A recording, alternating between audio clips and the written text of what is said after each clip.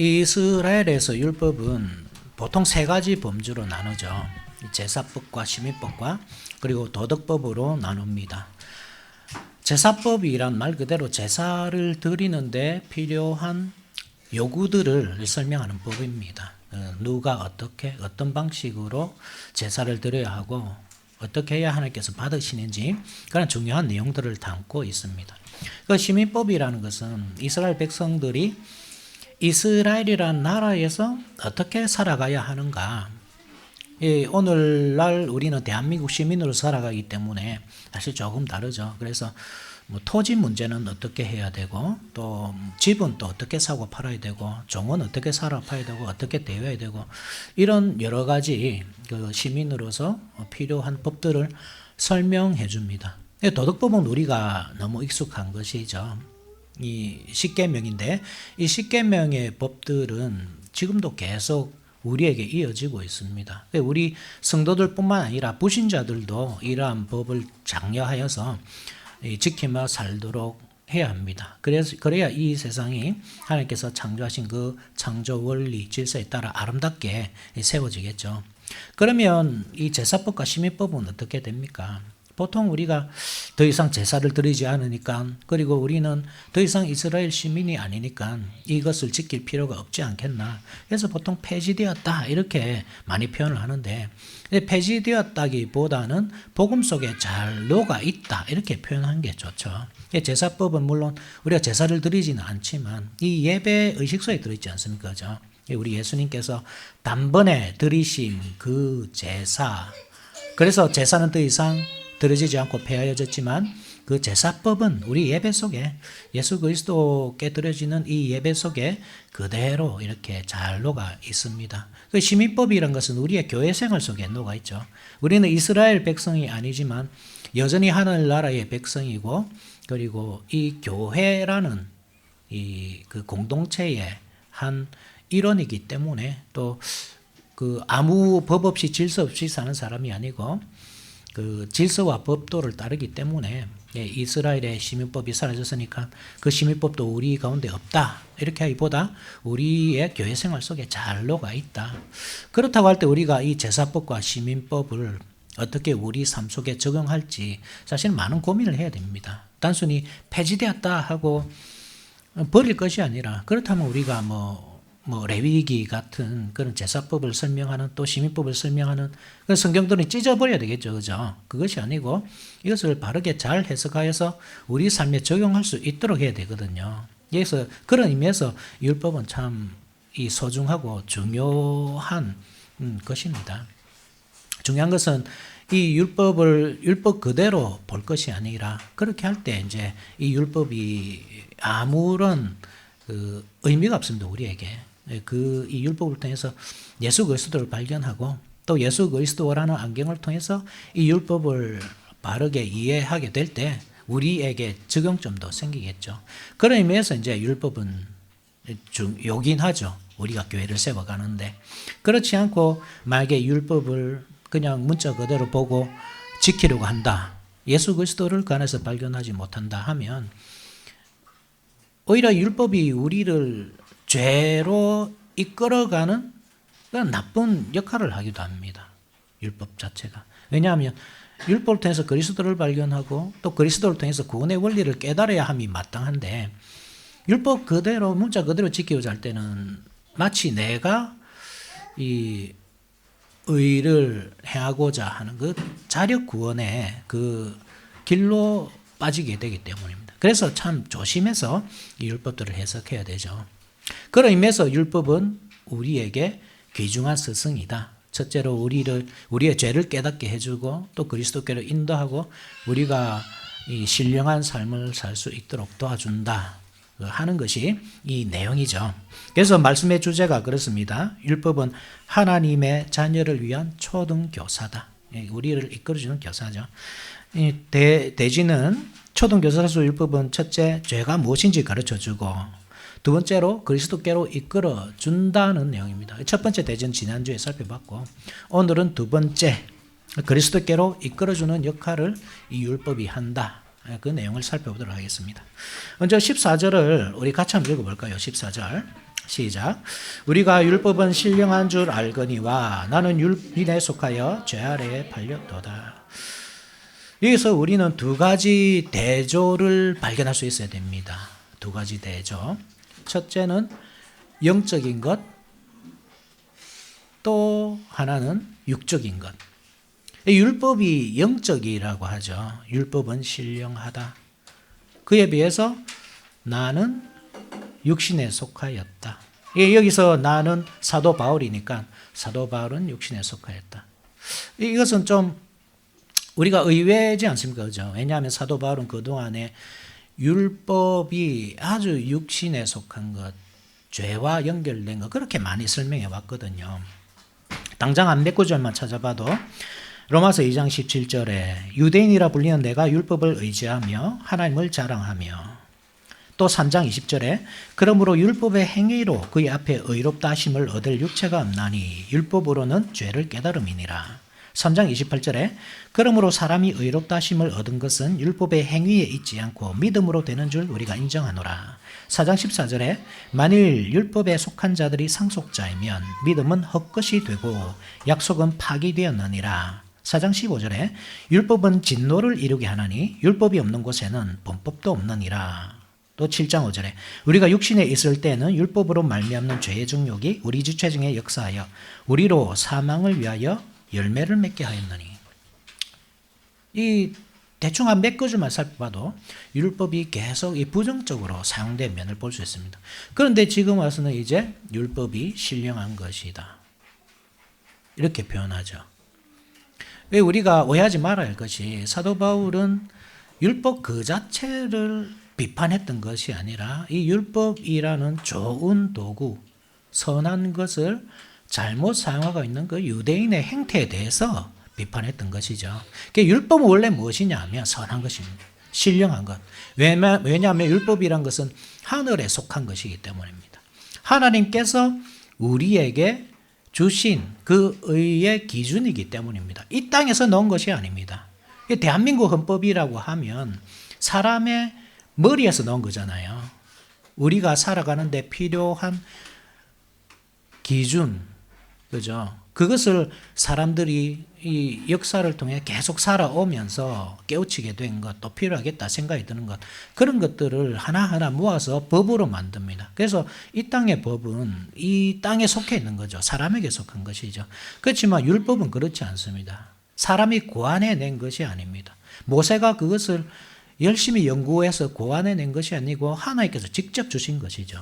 그러니까 율법이란 것은 신령한 것입니다. 하늘에 속하 있습니다. 그에 비해서 사람은 육적이라고 하죠. 육신에 속해 있다고 하죠. 사도 바울 자신이 이제 육체에 속해 있다 이렇게 표현하지만 사실 사도 바울은 대표자이고 모든 사람이 육체에 속해 있지 않습니까? 그러니까 이 땅에 속한 사람이 하늘에 속한 율법을 행하고자 하니까 절대로 행할 수 없는 것입니다. 사람이 원래부터 그런데 이 육적이지 않았습니다. 사람도 원래 영적이었습니다. 그러니까 여기 육신에 속하였다 이 말을 좀 더 원문에 충실하게 해석하면 어떻게 되냐면 육신의 종으로 팔렸다 이렇게 해석하는 게 더 낫거든요. 육신의 종으로 팔렸다. 즉 그것은 원래부터 사람이 육신에 속했던 것이 아니다 이 말이죠. 종으로 팔렸다 하기 때문에 원래는 사람도 영적인 존재였단 말입니다. 왜냐하면 율법이 그렇듯이 사람도 하나님께서 그 형상대로 만드셨기 때문입니다. 원래는 하나님께 속해 있었기 때문입니다. 그런데 아담과 하와가 범죄하자 그 영적이었던 사람이 육신적인 존재가 된 것이죠. 그때부터 육적인 사람이 된 거죠. 그러면 사람이 율법을 행하기 위해서 필요한 그 길을 우리가 알 수 있습니다. 해방되는 겁니다. 육신으로부터 해방되는 것, 죄된 옛 삶에서 해방되는 것, 그렇게 다시 잃어버린 하나님의 형상을 회복하는 것, 그것입니다. 사람 본질 자체가 영적이란 말이 아닙니다. 사람은 천사가 아니기 때문에 그 본질 자체는 영적이지 않죠. 그렇지만 이 하나님께서 사람을 흙에서 만드셨지만 그 코에 생기를 부으시고 그렇게 영적인 존재가 되게 하셨거든요. 이 범죄했기 때문에 그 하나님의 영이 사람을 떠나시잖아요. 그때부터 육적이 된 것입니다. 이 창세기 6장 3절이죠. 여호와께서 이르시되 나의 영이 영원히 사람과 함께 하지 아니하리니 이는 그들이 육신이 됨이라. 그죠? 나의 영이 영원히 사람과 함께 하지 아니할 것이다. 그 죄 때문에 내가 그들을 떠날 것이다. 그때부터 육적이 된 것입니다. 그래서 구원이 필요한 것입니다. 사람에게는. 영적이 되어서 신령하게 되어서 그 율법을 붙잡고 살아갈 새로운 존재가 되어야 했던 것입니다. 그게 눈에 보이지 않지만 여기에는 그리스도의 필요성이 묘사되고 있죠. 예수님께서 오셔서 사람을 구속해 주셔야 하는 그 원리, 그리고 우리에게 성령을 보내주셔서 새 사람이 되게 하시고 그 성령의 능력으로 율법을 행하면서 거룩하게 살 수 있게 해야 한다는, 그러한 날이 이르러야 한다는 그 원리가 이 속에 들어있는 것입니다. 이게 다 살펴보면 결국 출애굽기의 어떤 그 내용이거든요. 출애굽 구조입니다. 이 자체가. 하나님께서 그렇잖아요. 이스라엘 백성들을 애굽 땅에서 불러내셨단 말입니다. 그렇지만 몸이 자유롭게 되는 거 그게 중요하지 않죠. 진짜 중요한 것은 그 정신이 해방되는 거잖아요. 애굽의 법에서 해방되어서 새로운 사람으로 살아가는 것이거든요. 그런데 이스라엘 백성들이 그렇게 했느냐면 그렇게 하지 못했습니다. 비록 몸은 나왔지만 애굽은, 정신은 여전히 애굽에 머물러 있었습니다. 그러니까 그 하나님의 법대로 살지 못하고 애굽의 법대로 살고 또 애굽으로 되돌아가고자 노력하고 그래 하다가 결국 망하고 말았지 않습니까? 단순히 몸이 노는 것 중요하지 않습니다. 그리고 가나안 땅에 들어간 거 이게 중요하지 않습니다. 가나안 땅에 들어간다 한들 또다시 가나안의 종살이가 시작될 것이기 때문입니다. 그래서 참된 자유란 무엇이냐 하면 율법에 매이는 것입니다. 이 사실을 잘 기억하셔야 됩니다. 애굽에서 벗어나서 아무것도 없는 상태, 무중력 상태로 남아서 사는 것이 아니고 그것은 또 다른 종살이의 시작일 뿐입니다. 그렇게 하면. 그죠? 중요한 것은 하나님의 법을 받아서 그 법에 매여 사는 것입니다. 이게 참된 자유입니다. 하나님께서 사람에게 주시고 하자는 자유입니다. 그런데 이스라엘 백성들이 못할 수밖에 없었던 이유가 사람이기 때문이죠. 옛사람이기 때문이죠. 그래서 성령이 오셔야 된단 말입니다. 성령이 오셔야 그들의 몸뿐만 아니라 정신까지 완전히 구원하여서 그들이 새 사람으로 자유롭게 살아갈 수 있도록 해준다는 말씀입니다. 그래서 옛날 출애굽기 역사에서는 50일 만에 시내산에서 율법을 받았지만 이 새로운 출애굽 역사, 예수님께서 우리를 옛 삶에서 구원해 내실 때 50일 만에 성령이 임하시잖아요. 율법이 아니라 성령이 임하시고 그래서 율법을 우리의 마음판에 새겨주시고 그 율법대로 살도록 해주신 것입니다. 이게 참된 자유이기 때문에 그렇습니다. 그래서 예수님께서 그 제자들에게 계속 당부하던 말씀이 그것입니다. 성령을 기다리라. 성령을 위해서라면 내가 너희를 떠나는 것이 유익이다. 그러나 내가 너에게 실상을 말하노니 내가 떠나는 것이 너에게 유익이라. 내가 떠나가지 아니하면 성령이 오시지 아니할 것이요. 내가 가면 내가 너에게 그를 보낼 것이다. 하시잖아요. 그죠? 성령이 오신 것이 중요하단 말입니다. 우리는 이래 생각하잖아요. 만약에 예수님께서 우리 가운데 거하신다면 얼마나 감사할까. 2000년 전에 제자들과 함께 3년 동안 이 공생의 기간을 보내셨지만 그 3년만 아니라 우리와 계속 이렇게 2000년 넘게 계속 거하신다면 얼마나 좋을까. 그렇게 생각 안 해보셨습니까?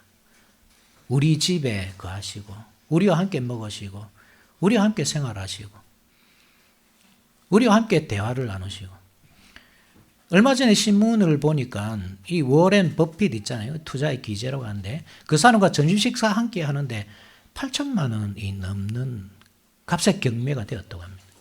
점심 식사 함께 하는데. 보통 사람 만나지도 못한다 이 말이죠. 하물며 우리 예수님이 우리와 함께 가신다. 그보다 기쁜 일이 있습니까? 그런데 예수님은 그것이 유익이 아니고 내가 너희와 영원히 함께 사는 것이 유익이 아니고 나는 떠나가는 것이 유익이다. 그래야 성령이 오시기 때문이다. 그 정도로 성령이 우리에게 오신 이 일이 너무나 중요하고 중차대한 일이라는 말씀입니다. 여러분 한번 생각해 보십시오. 이스라엘 백성들이 왜 망했는지 한번 생각해 보십시오. 그들도 물론 예수님이 육체로 임하셔서 보여주지 않았지만 어린 양의 피로 구원을 얻잖아요. 그죠? 애굽에서 탈출합니다. 어린 양의 은혜로 예수 그리스도의 은혜로 구원을 얻습니다. 그렇지만 그들이 이 율법을 행할 수 없게 되자 광야에서 망하게 되고 첫 세대는 둘째 세대는 가나안 땅에 들어가서 살지만 거기서도 그 율법을 행하지 못함으로 해서 다 쫓겨나잖아요. 하나님 앞에서. 우리 육신이 자유롭게 되고 하나님의 전에 들어가서 하나님을 만나 뵙고 말씀을 듣고 너무나 중요한 일이지만 그것이 다가 아니란 말입니다. 그것으로는 구원을 못 얻는단 말입니다. 정말 중요한 것은 우리가 그 주신 말씀을 따라 사는 것이거든요. 하나님께서 우리에게 원하시는 그 신령한 삶을 사는 것이란 말입니다. 그런데 그것을 사람이 할 수 있느냐? 못하죠. 우리는 예수님을 사랑한다. 예수님을 사랑하기 때문에 우리 가운데 계셨으면 좋겠다 생각하지만 예수님께서도 우리를 사랑하실까 한번 생각해 보십시오. 예수님께서 이 입만 무성하고 열매가 없는 그 이스라엘 백성들을 향해서 어떻게 말씀하십니까? 나더러 주여 주여 하는 자마다 다 천국에 들어갈 것이 아니다. 다만 하늘에 계신 내 아버지의 뜻대로 행하는 자라야 천국에 들어간다. 그런데 우리는 하나님 하늘에 계신 아버지의 뜻대로 행할 능력이 없다는 말입니다. 그런데 우리 가운데 예수님이 계신 것, 그게 무슨 의미가 있죠? 예수님이 우리를 사랑해 주실까요? 우리가 예수님을 사랑하니까 당연히 예수님도 우리를 사랑해 주실까요? 물론 우리가 아직 죄인이었을 때 사랑하신 것이 맞습니다. 그래 사랑하셨기 때문에 성령을 보내주시는 것이잖아요. 우리가 그렇게 생각하셔야 된단 말입니다. 단순히 예수님과 함께 거하는 것 그 자체로 너무 좋다. 이 이상을 꿈꿔야 된단 말입니다. 정말 우리가 예수님과 긴밀한 관계, 아주 깊은 관계, 하나님과의 깊은 교제, 그것을 위해서는 우리가 성령 충만한 사람이 되어야 된단 말입니다. 성령이 없이는 안 됩니다, 여러분.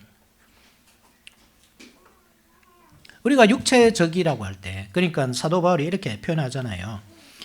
나는 육신에 속하였다 라고 할 때 그 육신이라는 말을 어떤 영혼과 분리된 존재로 생각하시면 안 됩니다.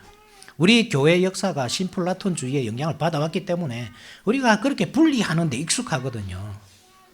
영적인 것과 육적인 것, 영적인 활동과 육적인 활동, 기도하고 말씀 읽고 묵상하고 예배드리고 이것은 영적인 활동이고 밥 먹고 운동하고 우리 일상을 살아가는 것은 육적인 활동이라고 생각하는 겁니다. 그래서 뭐 영적인 이 예배나 뭐 기도나 뭐 이런 일에 매진하는 사람들, 수도원에서 그렇게 매진하는 사람들은 뭐 이 한 단계 위에 있는 사람 같고 그렇지 않고 일상을 평범하게 살아가는 사람들은 아주 좀 저급하고 그 하찮은 그런 삶을 사는 것처럼 그렇게 많이 이해를 했단 말입니다. 그런데 성경이 가르치는 바는 그렇지 않습니다. 여러분 한번 생각해 보십시오. 애굽 사람들이 우리가 그들을 영적이라 하지 신령하다 하지 않잖아요. 그러면 그들이 영혼이 없었느냐? 그렇지 않지 않습니까? 그죠? 그들도 신앙이 있었습니다. 우리가 믿는 하나님을 믿었던 것이 아니라 태양신이나 이 잡다한 애굽의 신들을 믿어서 그렇지 그들도 영적인 사람이었습니다. 영적인 활동을 했습니다. 그렇지만 그들을 향해서 영적인 사람이다 하지 않잖아요. 육적인 사람이잖아요. 유대인들은요. 유대인들이 율법을 열심히 지키고 할례를 행하고 제사를 드리고 하나님을 위한 것이잖아요. 하나님께 잘 보기 위해서. 그렇지만 그들을 향해 영적이라 하느냐 신령하다 하느냐 사도 바울도 자기 자신을 육신에 속했다고 표현하듯이 그들을 육적인 사람이란 말입니다. 그것은 헬라인들도 마찬가지죠. 헬라인들이 철학을 의지한다고 해도 그들이 얼마나 많은 신들을 섬겼습니까? 제우스, 헤르메스, 그죠? 뭐 주피터, 우리가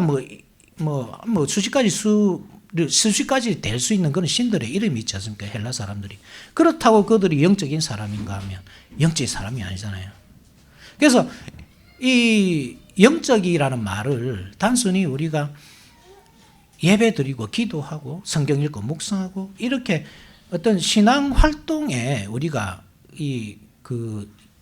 한정해서는 안 됩니다. 영적이라는 것은 영혼과 육신이 포함된 전인적인 사람이다. 전인입니다. 전인. 그죠? 영혼과 육신을 포함한 그 상태가 하나님의 통치 아래에 있는 사람, 성령 충만한 상태, 그것을 영적이라고 표현하는 것입니다. 영적이라는 말은 성령적이라는 말이죠. 즉 그리스도인이라면 사실은 다 영적인 상태인데 그들이 밥을 먹어도 그것은 영적인 활동이고 땀 흘리며 일하는 모든 일상이 영적이고 부부 관계조차도 영적이다 이 말입니다. 그것을 어떤 세속적인 활동 이렇게 말하면 안 되는 것이죠. 중요한 것은 우리가 그 하나님의 통치 아래에 들어가서 사느냐 그렇지 않느냐 이거죠. 하나님의 통치 안에서 그 모든 일이 이루어질 때 모든 일이 우리의 모든 일상이 영적이 되지만 그 바깥에서 이루어질 때 그 모든 활동이 기도하고 예배하고 성경 읽고 묵상하는 일까지 다 육적인 일이 되는 것입니다. 여러분 사도 바울이 자기 자신을 육적인 상태라고 표현했다고 해서 그러면 사도 바울이 그냥 이 등산이나 낚시나 다니고 식도락이나 이 성적 쾌락에 빠져 살던 사람이구나 이렇게 이해하지 않잖아요. 그가 자신이 육적이라 할 때는 말씀을 읽고 묵상을 하고 기도를 하고 열심히 하나님께 최선을 다해 살았지만 그것이 하나님을 기쁘게 하지 못했다 이 뜻이거든요. 그게 왜 그렇습니까? 그리스도를 만나지 못했기 때문에 그렇단 말입니다. 그리스도를 만나지 못하고 성령 충만한 삶을 성령이 이끄시는 그 삶을 살지 못했기 때문에 그의 삶은 육적이었다. 아무리 그가 영적으로 활동하려고 노력하고 애썼어도 그것은 육적이었다 이 말입니다. 그래서 우리가 중요한 원리 하나를 얻게 되죠. 그것은 뭐냐면 우리가 신앙생활 하는 데 있어서 가장 중요한 것 그것이 뭐냐면 성령이란 말입니다. 성령 없이 할 때에 그 어떤 헌신도 영적이지 않다 이 말입니다. 아무리 열심히 기도하고 기도하기를 밤새서 하고 금식 기도를 해도 그것은 육적인 활동입니다. 말씀을 읽고 묵상하고 그렇게 살려고 가진 노력을 다해도 그것은 육적인 활동입니다. 영적인 활동은 성령으로부터 시작해서 성령으로 맞춰야 합니다.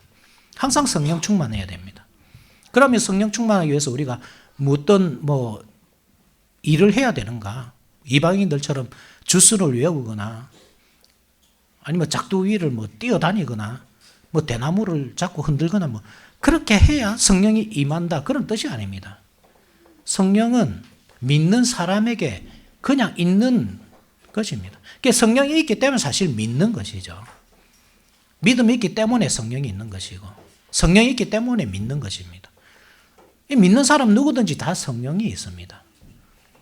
그 문제가 무엇이냐 하면 사람이 늘 성령 충만하게 살지 못한다는 데 문제가 있습니다. 내 속에는 새 사람이 있지만 성령 충만한 그 새 사람이 있지만 옛 사람도 여전히 존재한다는 그 사실입니다. 한 사람 속에 두 인격이 존재할 수 있습니까? 할 수 있죠.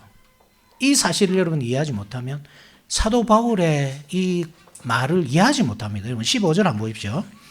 내가 행하는 것을 내가 알지 못하노니. 자기가 행하면서 왜 자기가 알지 못합니까? 사도 바울이 왜 이런 고백을 하죠? 내가 행하는 것을 내가 알지 못한다. 내가 방금 요것을 던져 깨뜨려 놓고는 내가 뭐 했는지 모르겠다. 그것은 정신병이지 않습니까? 치료가 시급한 상황이죠. 계속 한번 보십시오. 곧 내가 원하는 것을 행하지 아니하고 도리어 미워하는 것을 행함이라. 내가 원하지 않는 것을 행하는 사람이 어디 있습니까? 살인을 저지르는 사람이 원하지 않는데 했다. 물론 실수로 할 수는 있죠. 그죠? 실수로 돌을 어떻게 던졌는데 그냥 지나간 사람이 맞아서 죽었다. 그럴 수는 있잖아요. 그렇지만 보통 이거는 우발적인 경우가 아니라 정말 사람을 미워하고 내가 저 사람은 이 세상에서 사라지게 만들고 싶다. 그 소원이 극대화되어서 살인이 일어나는 거잖아요. 그렇게 살인을 저질렀고 나는 원하지 않았는데 내 팔이 마음대로 가서 그 사람을 칼로 찔렀다. 누가 이렇게 말할 수 있습니까? 그러니까 이것을 잘못 이해하면 이 다중인격자, 정신이상자, 정신분열자가 되는 겁니다. 사도 바울이. 이게 사도 바울이 표현하고자 하는 것이 뭐냐 하면 이 성화되어가는 사람의 상태에 대해서 말하는 겁니다. 우리가 칭의는 단번에 이루어진다는 사실을 압니다. 그리스도를 구주로 고백할 때, 믿을 때 칭의는 그 시점에 단번에 이루어집니다. 점차적으로 이루어지지 않습니다. 그렇지만 성화라는 것은 점진적이죠.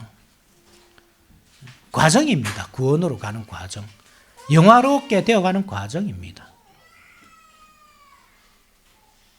우리가 이 칭의와 성화를 완전히 분리하는 것도 문제가 되고 이것을 완전히 하나로 만들어 버리는 것도 문제가 됩니다. 이것이. 왜냐하면 완전히 하나로 만들어 버릴 때 이것은 그 율법주의가 되죠. 그죠? 공로주의. 그러니까 성화가 곧 칭의다. 이렇게 돼 버리는 것이니까 내가 성화가 되어가지 않으면 난 구원받은 사람이 아니죠. 성화가 안 돼 있으면. 그런데 성화라는 것은 계속 이루어져 가는 과정이기 때문에 이 말은 맞는 말이 아니죠. 그리고 이것을 완전히 분리해버리면 이 방종으로 가거든요. 뭐 성화하고 뭐 칭의하고는 아무 관계가 없으니까 나는 이렇게 되었으니까 내가 어떻게 살아도 구원과는 전혀 상관이 없는 거죠. 보통 로마 카톨릭주의자들이 이 성화와 칭의를 하나로 생각합니다. 그래서 공로주의입니다. 이 사람들이. 현대주의 신학자들이 보통 성화와 칭의를 구분합니다. 그래서 이 신앙생활을 사적인 영역에 묶어두잖아요. 신앙생활은 그냥 교회 와서 하는 겁니다. 예배 한번 드리고 돌아가면 일상에서는 그냥 세상 법에 따라 사는 겁니다. 그들과 같이 방종한 삶을 살아가는 겁니다. 요즘 그리스도인들이 다 그렇게 삽니다, 여러분. 그런데 이것은 완전히 하나로 만드는 것도 문제지만 완전히 분리한 것도 엄청 큰 문제입니다. 성경은 그렇게 말하지 않습니다. 사도 바울이 그것을 표현하는 것입니다. 성화와 칭의를 분리하면 안 된다 이겁니다.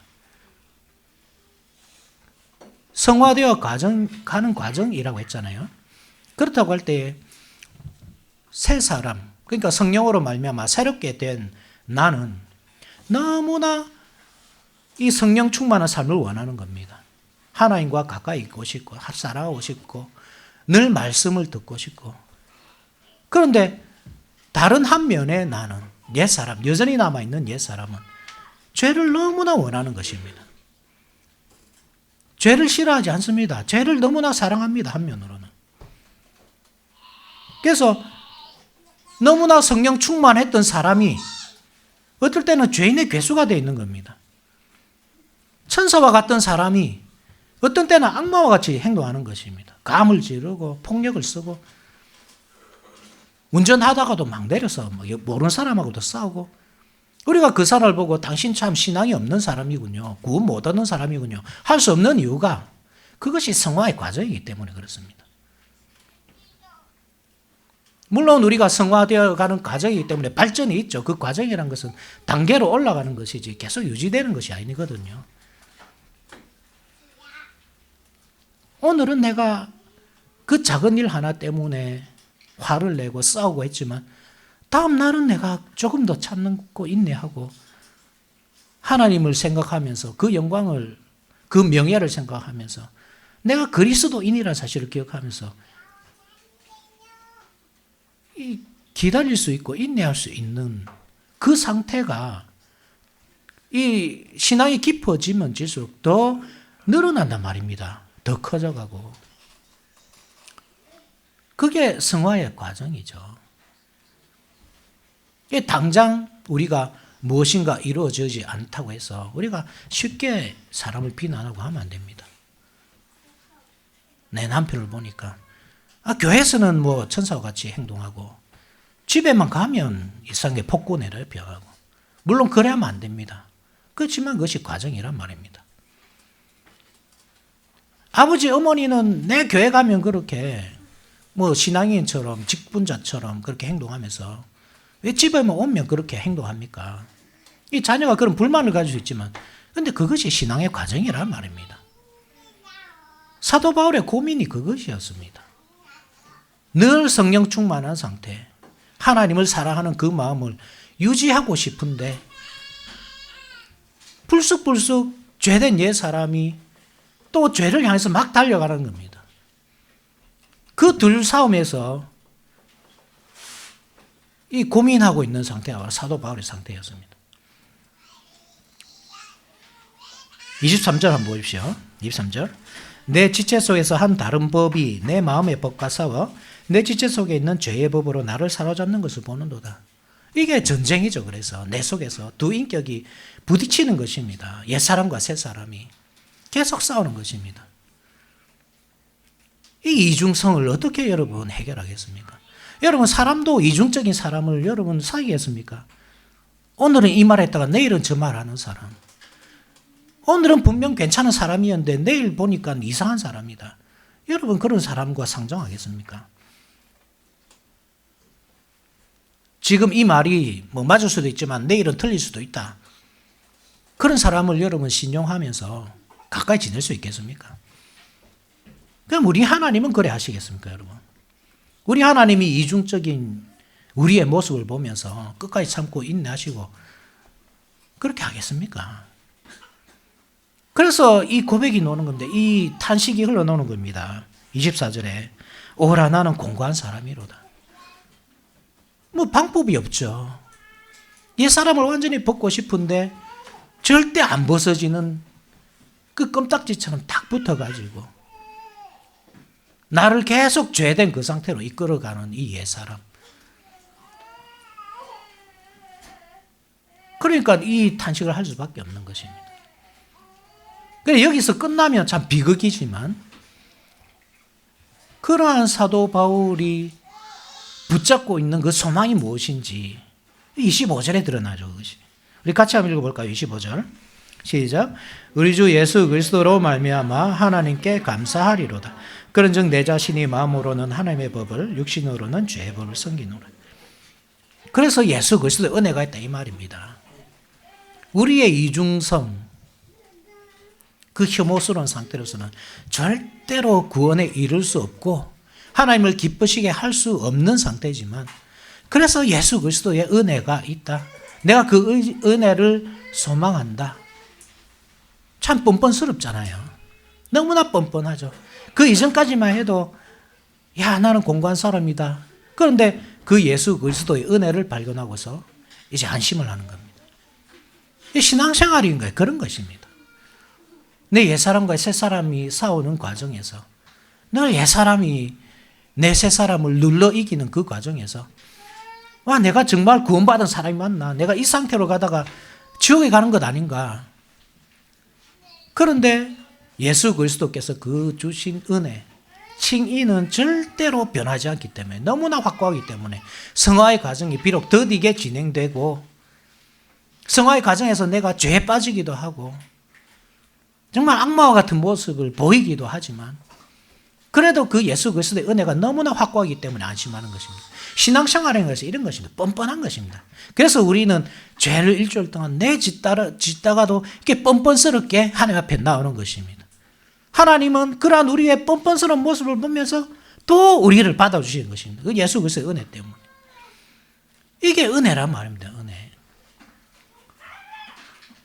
그러면 우리가 그 예수 그리스도의 은혜가 있으니까 죄와 싸우지 않아도 된다 이 말입니까? 그렇지 않잖아요. 계속 이 싸움은 계속돼야 됩니다. 우리가 옛사람에게 계속 지고 있다고 해도 계속 우리가 도전하고 또 도전하고 그래서 이겨가야 합니다. 우리 옛사람을 이겨가야 합니다. 그것을 우리가 할 수 없으니 성령의 은혜가 필요하다 이 말입니다. 그래 율법을 내가 의로워지는 도구로 사용하고자 할 때 이게 얼마나 허무한가 이 말입니다. 절대로 의에 도달할 수도 없으면서 그것을 붙들고 하나님께 만족을 주려는 그 시도가 너무나 사실 허무한 시도이고 중요한 것은 그 율법을 그렇다고 그 율법을 버리라 이 말이에요. 그 율법을 잘 사용해야 하는데 어떻게 사용해야 하느냐? 그 율법으로 죄를 깨닫는 거. 그 율법을 도저히 행할 수 없는 자신을 바라보면서 오라 나는 공고한 사람이다 이렇게 탄식하면서 그 연약함 속에서 예수 그리스도를 찾는 것. 그래서 죄를 깨닫는 게 이게 은혜란 말입니다. 죄를 깨닫지 못하면 은혜를 알 수가 없습니다. 자기가 죄인이 아닌데 무슨 하나님의 은혜를 바라겠습니까? 어떻게 오라 나는 공고한 사람이다 이러한 고백을 하겠습니까? 자기가 죄인이 아닌데. 율법이 그거란 말입니다. 자기가 죄인이라는 사실을 깨닫게 해준단 말입니다. 그리고 그리스도를 발견하게 하고 그 구원자를 따라 살도록 하게 하고 그리고 궁극적으로는 신령한 삶으로 이끌어가죠. 성령으로. 원래는 육신의 사람으로서 절대로 행할 수 없는 그 하늘의 신령한 법을 이제 신령한 사람이 되어서 그 신령한 법을 행하며 살 수 있도록 하는 것입니다. 이것이 바로 성화의 과정입니다. 영화롭게 되어가는 과정입니다. 사도 바울의 고민이 뭐였겠습니까, 여러분? 사도 바울은 우리가 생각하는 그런 평범한 죄인이 아닙니다. 우리처럼 물욕에 빠져 살고 음란하게 살고 그런 사람이 아니었습니다. 그는 그야말로 랍비였잖아요. 율법학자였고 스승이었잖아요. 모든 사람들의. 그 가르침과 행위가 일치하는 참 스승이었지 않습니까? 바리새인들이 보기에. 그러면 그의 고민은 무엇이었을까요? 우리가 지난주에 살펴봤지만 7절에서 표현하는 게 그렇잖아요. 그런즉 우리가 무슨 말을 하리요? 율법이 죄냐? 그럴 수 없느니라. 율법으로 말미암지 않고는 내가 죄를 알지 못하였으니 곧 율법이 탐내지 말라 하지 아니했더라면 내가 탐심을 알지 못하였으리라. 그가 가지고 있는 고민은 이거였습니다. 탐심.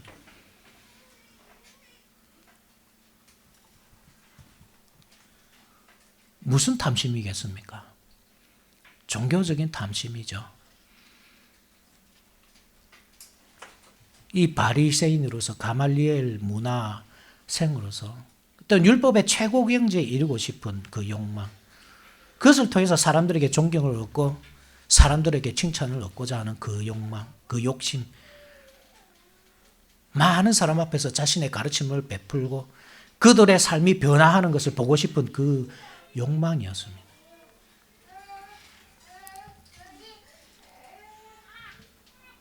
그리스도인이 되었습니다. 이제 유대인에서 그리스도인으로 회심했습니다. 이제는 그 죄에서 자유롭게 되었느냐? 그런데 그 죄가 계속 자기를 따라다니는 것을 보는 것입니다. 그는 뛰어난 설교가였습니다. 비록 말에는 조월했지만 언변이 좋은 사람 아니었잖아요. 그렇지만 그의 말에는 힘이 있었습니다. 그래서 그가 설교할 때 수많은 사람들이 회심하고 이 사탄의 이 거대한 성이 무너지고 대신 교회가 세워지는 그 역사가 그의 설교를 통해 이루어져 있습니다. 그는 능력이 있는 사람이었습니다. 죽은 자를 살리고 병자를 낫게 하고 심지어 그가 쓰던 손수건이나 앞치마를 가지고 병자를 덮으면 그 병이 떠나가고 귀신이 쫓겨나는 그러한 역사가 일어났습니다. 얼마나 사람들이 존경했겠습니까? 그를 영웅처럼 생각했습니다. 어떤 지역에서는 그를 신으로 추앙을 했습니다. 그러한 능력을 보고서. 그런데 그 능력이 누구 것이냐? 하나님 것이잖아요. 하나님께서 그러한 설교할 수 있는 능력을 주시고 능력을 행할 수 있는 그 힘을 주시잖아요. 하나님께서 그를 쓰시고자 그 사도 바울이라는 그 그릇을 사용하시잖아요. 그런데 자기가 높임 받고 싶은 그 욕망은 계속 유지되는 겁니다. 버리지 못하고. 우리가 이 말씀 사역자를 존경하는 것은 당연한 일입니다. 가르치는 장로들을 존경할 자로 알되, 잘 다스리는 장로들을 존경할 자로 알되, 말씀과 가르침에 수고하는 이들에게 더욱 그래야 할 것이니라. 당연히 존경해야 됩니다. 그런데 그 존경을 받는 장로들은 다르게 해야죠. 그 말씀이 자기 것이 아니라는 사실을 알아야 되고, 그 위치가 자기의 위치가 아니라 원래 하나님의 자리라는 것을 인정하고 모든 영광을 하나님께 돌려드리도록 해야 되죠. 그런데 그것이 참 이 사람의 칭찬이라는 것이 묘하게도 이 사람을 장님처럼 만든단 말입니다. 그래서 그 영광이 마치 자기인 것처럼, 자기가 잘나서 말씀을 잘 이해하고 해석하고 전하는 것처럼, 자기가 뭐 대단해서 능력을 행하는 것처럼 그렇게 행동하는 것이죠. 우리 하나님은 그 영광을 그 누구에게도 빼앗기지 않는 분이십니다. 나는 요한이 이는 내 이름이라. 나는 내 영광을 다른 자에게, 내 찬송을 우상에게 주지 아니하리라. 이사야 42장 8절.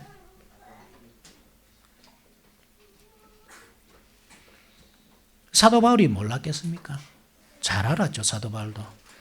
그렇지만 마음속에서 일어난 이 탐심, 불쑥불쑥 솟아나는 욕망,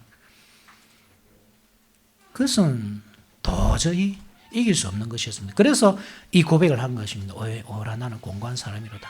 감히 하나님께 돌려줘야 할 그 영광이 자신에게 돌아오는, 또 그것을 즐기는 자기 자신을 보면서 그 고민에 빠졌던 것입니다. 사도 바울만의 일이 아니죠. 결국 우리의 모든 삶이 성령 충만해야 된다. 우리가 영적인 사람이 되어야 된다. 신령한 사람이 되어야 우리가 신령한 삶을 살 수 있다. 할 때 그 반대되는 것이 뭐냐면 탐욕이란 말입니다. 욕망입니다. 욕망. 여러분, 우리가 무엇을 기준으로 삼고 있는지, 무엇을 기준으로 행동하고 판단하고 선택하고 있는지 여러분 잘 보십시오. 여러분 직장을 왜 선택합니까? 내가 그 직장을 통해서 더 많은 돈을 벌고 그것을 통해서 내가 좀 누리며 살아보겠다. 그 욕망에서 직장을 구하잖아요. 왜 직장에서 더 위로 올라가기 위해서 땀 흘리고 수고합니까? 더 높이 올라가야 내가 다른 사람들을 부릴 수 있고 더 많은 재화를 누릴 수 있기 때문에 하잖아요. 결혼을 왜 합니까? 내가 평소에 꿈꾸던 이성과 만나서 일생을 행복하고 즐겁게 살고 싶은 그 욕망으로 사람을 선택하고 결혼을 하고, 그 자녀들에게 내 욕망을 투사해가지고 비록 나는 이렇게 살았지만 너희들은 좀 더 나은 삶을 살고 좋은 대학에 가고 좋은 직장에 들어가서 아빠 어깨에 힘 좀 들어가게 만들어다오. 그 욕망으로 자녀들을 교육시키고. 잘 보면 우리의 모든 것이 욕망에 따른 결정입니다. 그게 우리의 기준이 되어 있단 말입니다. 그것을 버리지 못하면 절대로 우리는 신령한 사람이 될 수 없습니다. 하나님께 영광, 이거는 다 거짓말입니다. 모든 우리의 결정 기준은 사실 말씀이어야 한다, 이 말입니다. 말씀이 기준이고 교회가 기준이고 신앙이 기준이고, 그래서 우리가 직장을 구하더라도 내 욕망에 따라 구하는 것이 아니라 말씀의 지도를 따라 구하고, 결혼을 해도 내 욕망에 따라 사람을 선택하고, 내가 평소에 꿈꾸어던 그 이상형을 찾아 헤매는 것이 아니라 말씀의 원리에 따라, 신앙의 원리에 따라 사람을 찾고 그렇게 만나 결혼하고 자녀를 그 말씀의 원리로 기르고, 그게 너무나 중요하단 말입니다. 그것이 안 되면 우리는 육신의 사람이기 때문에 그렇습니다. 만약에 우리가 그런 선택을 하지 못하고 살고 있다면 우리는 오라 공고한 사람이로다, 이 탄식이 자연스럽게 흘러나와야 됩니다. 그리고 그 상황에서 벗어나도록 여러분들이 옛사람과 싸워야 합니다. 내 욕망을 따라 선택하는 그 모든 옛사람과 싸워서 이기도록 해야 합니다. 그리고 내 욕망이 기준이 아니라 하나님의 말씀을 기준으로 삼고 성경의 지도함을 따라 그렇게 살도록 애써야 합니다. 이게 여러분 신앙생활입니다. 사도 바울이 이 본문을 통해서 우리에게 가르쳐주고자 하는 신앙의 원리입니다. 그렇다고 할 때 우리가 어떤 원리를 따라 살고 있습니다. 여러분 이 자리에 예배 드리러 오셨지만 어떤 원리에 따라 예배를 드리러 오셨습니까? 혹시 이 예배 드리는 순간에도 욕망이 내 기준이 돼가지고 사람의 눈을 의식할 때 그럴 수밖에 없잖아요. 사람의 눈을 의식해서 이 자리에 앉아서 예배 드리고 기도하고, 사람의 눈을 의식해서 가정을 이루고 자녀를 세우고, 우리는 하나님의 눈을 의식해야 됩니다. 하나님께서 나를 어떻게 보고 어떻게 판단하시느냐. 그러면 우리 삶은 절대로 율법적으로 흐를 수도 없고 방종으로 갈 수도 없습니다. 사람이 기준이기 때문에 이 둘 사이를 어떨 때는 율법주의적이다가 어떨 때는 방종으로 흘렀다가 이 둘 사이를 갔다 갔다 하는 것이죠. 여러분 하나님의 그 시선을 늘 느끼시며 사십시오. 성령 충만한 삶을 사시고 말씀의 지도를 따라 사시고, 그럴 때 우리의 모든 선택이 하나님께 영광이라는 인간의 최고의 목적, 그 목적을 이룰 수 있습니다. 하나님의 시선 앞에서, 하나님 앞에서 모든 것을 결정함으로 내 욕망으로 선택하던 모든 그 기준을 버리고 말씀을 기준으로 삼으로써 하나님께 참된 영광을 돌려드리는 그러한 삶을, 일상을 살고 가정을 세우고 직장 생활을 하는 저와 여러분들이 됩시다. 아멘.